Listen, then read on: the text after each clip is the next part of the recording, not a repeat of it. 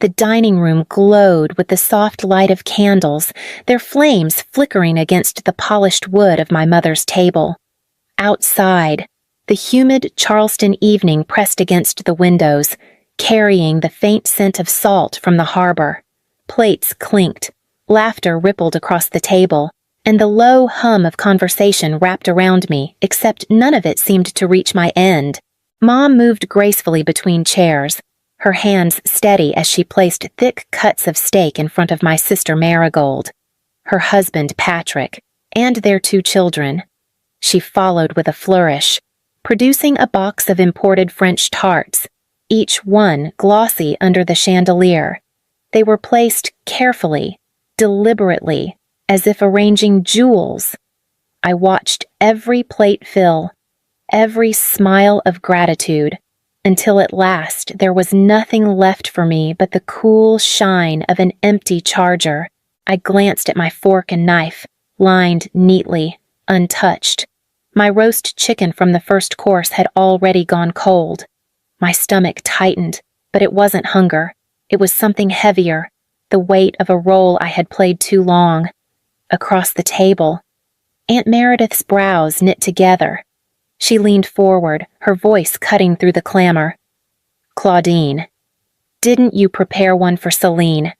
Mom's smile was as light as her tone. "I only served for family." The words landed with the softness of silk and the cruelty of glass. A murmur passed around the table, forks pausing mid-air. Marigold smirked, her hand resting comfortably on Patrick's arm as if she had already won something I hadn't known was a contest. Heat flushed my face, my fingers curled under the table, nails pressing into my palm until I steadied them. I lifted my eyes to my mother, then to the sister who had been given everything I was denied. My voice trembled, but it carried. "Am I not family?" The clatter of dishes faded, laughter stilled, and the only sound left was the hum of the chandelier above as the room sank into silence that no one seemed willing to break. It was in that silence that I felt the first thread of resolve begin to pull tight, connecting me back to where it all began. The silence at that dinner table took me back to another kind of silence, the one that filled our house after my father collapsed in the backyard when I was 14. A heart attack, sudden and merciless. One minute he was trimming the hedges, the next he was gone, leaving my mother, my sister, and me adrift in a house that no longer felt steady. In the weeks that followed, bills piled on the counter like storm clouds. Mom's grief turned sharp, practical. "We'll manage," she told me, her voice flat, as if determination alone could stretch a widow's pension to cover everything. And we did manage because I picked up shifts after school at a small bookstore on King Street, while other kids studied for SATs or lingered at football games. I was counting out cash drawers, learning how to balance ledgers, and bringing home grocery money. Goldie, barely 12 then, was spared from all of it. Mom called her the baby, as though the years between us were oceans. Goldie kept her allowance, kept her afternoons free for sketching and painting, while I scrubbed coffee stains from my work polo and prayed the bus wouldn't be late again. By the time I turned 18, I enrolled at Trident Technical College's legal studies program. 2 nights a week, I sat under fluorescent lights, studying tort law and contracts while balancing a full-time job in an accounting office. Goldie, meanwhile, got her acceptance letter to the Savannah College of Art and Design.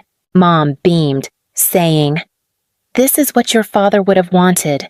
She never said that when I showed her my community college ID, tuition, supplies, rent in Savannah.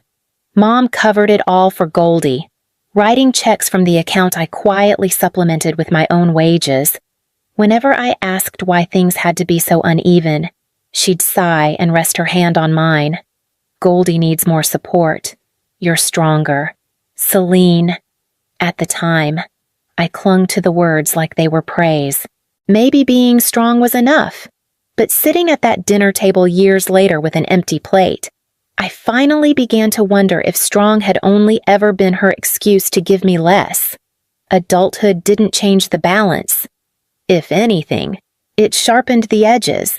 Goldie married Patrick in a sprawling wedding on the Battery, the kind of Charleston affair that filled the newspaper's society pages.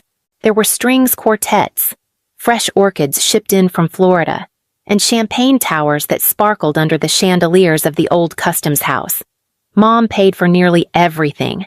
She said it was tradition, that fathers used to cover the costs, and since ours wasn't there, she would take on the role. I stood at the edge of the photographs in a dress I had bought secondhand and altered myself. My contribution was silent. I slipped out early from work every day that week to help arrange flowers and Fairy Place cards, while my student loan statement sat unopened on my kitchen counter. Mom never asked about those. She only asked if Goldie was rested, if Patrick's family was impressed, if the colors looked right in the reception hall. When the wedding bills cleared, Goldie and Patrick moved into a newly built house in West Ashley, part of a development that advertised luxury coastal living. Mom helped with the down payment. I, meanwhile, stayed in my one-bedroom rental and chipped away at debt with every paycheck. By the time I finally sent in the last loan payment, no one noticed. Holidays followed the same script. Goldie's children opened tablets, bicycles, monogrammed sweaters. Patrick unwrapped a designer watch one Christmas, the kind with Roman numerals etched in gold. I got a scented candle re-gifted. I realized, when I saw a smudge of someone else's handwriting still faintly on the box. Mom brushed it off when I raised an eyebrow. Goldie has children now. She needs more, she said, as if that justified the imbalance. But more never seemed to stop. Every birthday, every Easter, every 4th of July cookout, it was always Goldie's family at the center, with me orbiting on the outside. I told myself it was fine. That strength meant self-sufficiency. Yet each time I sat quietly while they compared gifts or vacations, a small voice inside asked how long strength was supposed to last without recognition. That voice followed me straight into the next holiday gathering. By the time Goldie's children were old enough to run through the hallways with sticky fingers, Mom had quietly reassigned me from guest to worker at every family gathering. At Thanksgiving, she would press an apron into my hands before I even had a chance to set down my purse. "You're so efficient in the kitchen. Celine. Could you baste the turkey? Make sure the pies don't burn at birthdays." I was handed balloons to tie, chairs to unfold, and Goldie's kids to chase while she and Patrick posed for photos. It wasn't just chores, it was expectation. I was supposed to anticipate needs before anyone asked, to clear plates, pour drinks, hush crying children, all while staying invisible enough not to disrupt the glow around my sister's family. One Christmas, after hours of cooking and wrapping, I sat down last at the tree while the others tore through piles of packages. Goldie gasped as she opened a velvet box from Mom, revealing a delicate bracelet lined with pearls. Patrick grinned, sliding the clasp shut around her wrist. My turn came with a paper bag and a mug inside floral print, chipped along the rim. A faint coffee stain marked the bottom. I remembered seeing the same mug on Mom's counter weeks earlier. Patrick laughed, tilting his glass toward me. "Celine, you should take notes. This is how family looks out for each other." His arm wrapped tightly around Goldie as if the joke were harmless. I forced a smile, but the heat rose in my throat. In that moment, the house didn't feel like the place I grew up, the place where Dad's voice once filled the kitchen on Saturday mornings. It felt like a stage where I had been cast as the servant in a play I hadn't auditioned for. Mom never looked at me with malice. She looked at me with practicality, as if it were natural I should hold the weight so Goldie could shine. "You're strong," she would remind me, but strength, in her mouth, sounded like a command rather than a comfort. That night, as I gathered empty wine glasses and wiped crumbs from the table, I realized that every holiday had turned into proof that strength meant service and service meant silence. But silence only stretches so far before it breaks. The smell of seared steak lingered heavy in the room. mingling with the sweetness of the French tarts as they were unboxed like treasures. Mom's hands moved with the same deliberate grace I'd seen all my life, setting the plates before Goldie, Patrick, their children, and a few cousins who had come down from Columbia. Each plate gleamed with its own perfect cut, juices glistening under the chandelier. The desserts followed, each tart placed carefully beside the steak as though presentation itself were proof of love. When Mom passed by me, her tray suddenly lighter, my place remained bare. The porcelain charger reflected the overhead light, mocking in its emptiness. My roast chicken, carved earlier and long gone cold, sat forgotten at the edge of the table. Aunt Meredith's brow furrowed, her voice breaking the rhythm of chatter. "Claudine, didn't you prepare one for Celine?" Mom turned, her smile soft, airy, as though she'd been caught in nothing at all. "I only served for family." The words slipped out so easily they might have been rehearsed. Around me, silverware paused. Goldie's lips curled into a smirk as she leaned forward, eyes glittering. "Don't be dramatic." "Celine, you're fine with chicken." My chest tightened, heat rising like a tide I couldn't hold back. For years, I had swallowed the small humiliations mugs regifted, chores assigned, glances that cut without words. But sitting there, surrounded by laughter and the clink of wine glasses, I felt every slight collapse onto this single moment, sharp and unbearable. I pressed my palms flat against my thighs, steadying the tremor in my hands. My gaze fixed on Mom, who was already turning toward Goldie as if her performance were finished. The air seemed to thicken, a waiting silence pressing at my ribs.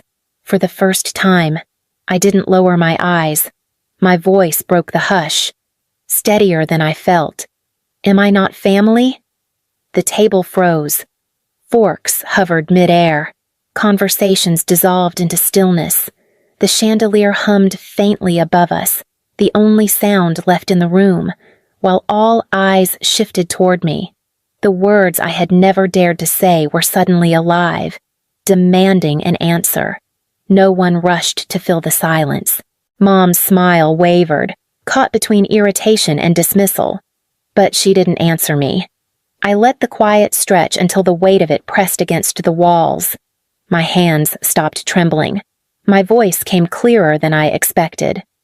"This isn't about steak or dessert," I said, though the untouched plate in front of me glared like evidence.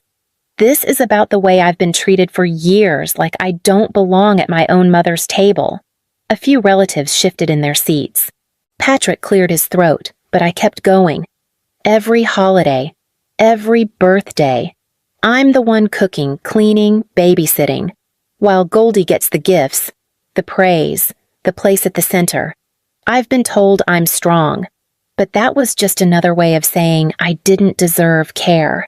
Mom's lips tightened. "Celine, this isn't the time." When was it ever the time, I asked, leaning forward. "Was it the time you went through my drawers looking for something to criticize? Or when you reminded me I wasn't blood enough to join the lake trip?" Aunt Meredith's eyes flicked to Mom, searching. But Mom looked away. Goldie finally broke in with a laugh sharp enough to slice the air. "God, you sound so jealous. You've always been bitter that Mom gives me more." I turned toward her, steady. "Jealous of what dependence?" Her smile faltered. I didn't stop. "You live off handouts, Mom's money, Patrick's promises, and you think that makes you enviable? I've carried myself without expecting anyone else to foot my bills. I don't envy you." "Goldie, I pity you." Gasps scattered down the table. Goldie's face flushed red. Patrick shifted uncomfortably, and Mom's knuckles whitened against her wine glass. For the first time, the words I had buried for years weren't locked inside me. They were out, burning through the air, and there was no taking them back. Goldie's eyes darted away, but I didn't let the moment slip. "You call me jealous," I said, my voice steady, "but I know the truth about your perfect little family." A murmur passed through the table, Goldie straightened, defensive. What are you talking about? I folded my hands in my lap, though my pulse hammered. I know about the mortgage you're months behind on. I know about the credit cards, maxed out in Patrick's name. And I know Mom has been covering your bills quietly, funneling money so you can keep up appearances. Gasps rippled down the table. Forks clattered. Patrick's face drained of color. Mom's cheeks flushed crimson, her composure cracking. That's not for dinner conversation, she snapped, her voice sharp with panic. I only wanted to protect Goldie's children. They shouldn't suffer because their parents are struggling. I leaned forward, my voice cutting through hers. You've starved one daughter of love to feed the other with lies. You call it protection, but it's favoritism dressed up as sacrifice. Goldie slammed her hand against the table, silverware rattling. You're just bitter you never had a family of your own. No husband, no children. That's why you're so eager to tear mine apart. The sting was real, but it didn't land the way she wanted.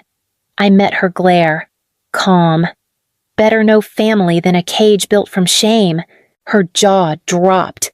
Words caught in her throat. Around us. The room quivered in silence. The spell of superiority that had long shielded her cracking under the weight of exposed truth. Claudine clutched her napkin, looking smaller than I'd ever seen her. Patrick stared at his plate as though answers might be carved into the china. For the first time in years, I wasn't the one shrinking at the table. I was the one forcing everyone else to see what had been hiding in plain sight, and that shift left the air sharp, charged, impossible to ignore as I prepared to take my stand. I pushed my chair back, the scrape of wood against wood cutting through the suffocating quiet. My napkin fell to the floor, a small white flag I had no intention of picking up. Slowly, I reached for my bag, sliding the strap over my shoulder as if I were simply excusing myself from an ordinary dinner. But nothing about this moment was ordinary. I'm done, I said, my voice low but firm. I've been half a daughter my entire life, and I won't play that part anymore. Goldie let out a sharp laugh, the sound brittle. Oh, please, you're being dramatic again. Before I could reply, Aunt Meredith rose from her chair. Her presence was quiet but commanding, her eyes fixed on Mom. Claudine, this was cruel. You humiliated her in front of all of us. The room shifted. A few cousins exchanged uneasy glances, some nodding, their silence finally breaking into murmurs of agreement. The weight of their support settled on me like a cloak I hadn't realized I was allowed to wear. Mom sat frozen, her stare pinned to me as though willing me to back down. Goldie sneered, her lip curling, but it only made her look smaller. I straightened, lifting my chin. If I'm not family, then stop expecting me to play the role you've written for me. You can't have it both ways, not anymore. The words hung heavy in the air. No one moved to stop me as I stepped away from the table. The echo of my heels clicked against the hardwood floor, sharp and final. Behind me, chairs creaked, silverware trembled, but no voice called me back. I walked through the archway into the hall, past the framed photos where Goldie smiled from every corner, and I stood blurred at the edges. The front door loomed ahead, its brass handle warm beneath my palm. As I pulled it open, the humid Charleston night rushed in, carrying me out into the dark where my own silence finally belonged to me. In the days that followed, the phone calls began. At first, I let them ring unanswered, the sound too tightly wound to my raw nerves. But eventually, I picked up. One cousin, her voice hushed, said she admired me for saying what everyone else had noticed but never dared to name. Another apologized for sitting silent while Mom drew the line in front of me. Their words didn't erase the sting of that night, but they softened the edges. Aunt Meredith called on Saturday, steady as always. Come to my place for Sunday dinner, she said. Family is who respects you at the table, not who denies you a plate. Her words settled in me like an anchor, something sure in the shifting tide. Mom's message came later, short and cold. You embarrassed me. Don't expect an apology. It carried the same clipped tone she used when bills were late after Dad died, the tone that meant nothing would move her. Goldie, predictably, took to social media.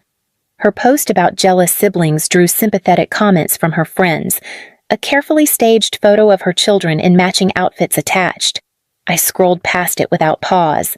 She could keep her stage. I had stepped off mine.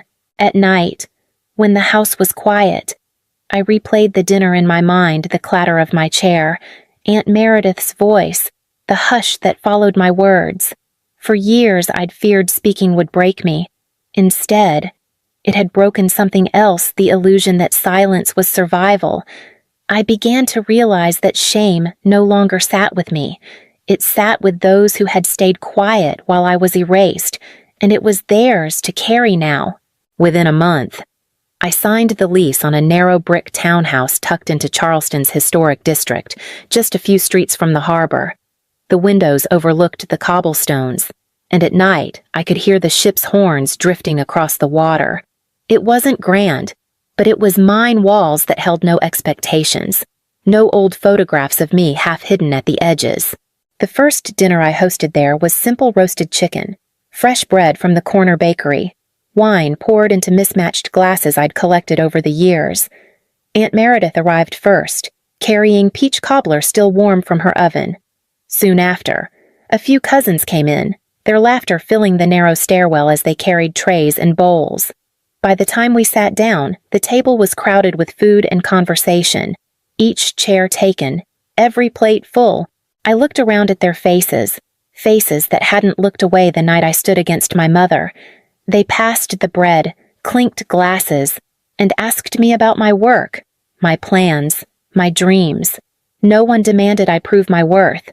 No one called me dramatic for asking to be seen. As I refilled Aunt Meredith's glass, the words formed quietly in my chest.